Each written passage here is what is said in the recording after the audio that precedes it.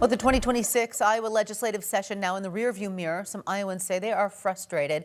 They're walking away frustrated, rather. Landowners along the proposed Summit Carbon Solutions pipeline spent months of lobbying to ban the use of eminent domain, the power to take land without an owner's consent. But they came up short. Local 5's J.D. Snover has more.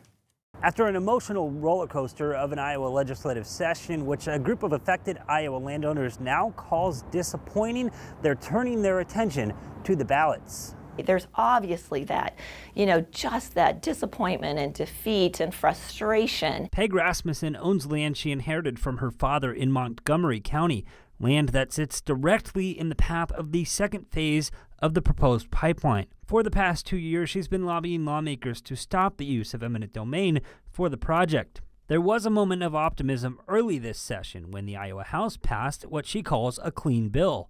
But I really do believe it was just performative. The House got it off of their to-do list. They look good. Let's push it off to the Senate. Still, Rasmussen says hope isn't gone. The other thing that we do have this year is it's an election year. And with campaigning already underway, the issue continues to surface. Senator Lynn Evans, who represents parts of northwest Iowa along the route, says he's heard about it since he first ran. Actually, I hear about it more often now than I did even back then. Every stop, it is an issue.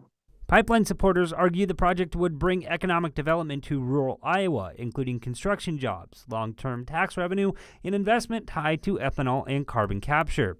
But Rasmussen says for her, it boils down to priorities. Do you want to give up your property rights for energy dominance? Is that why you live here? Is that what you want to support?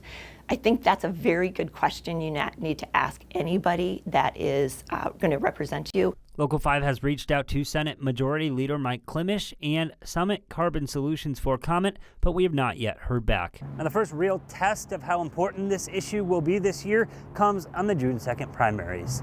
In Des Moines, I'm J.D. Snover, Local 5 News.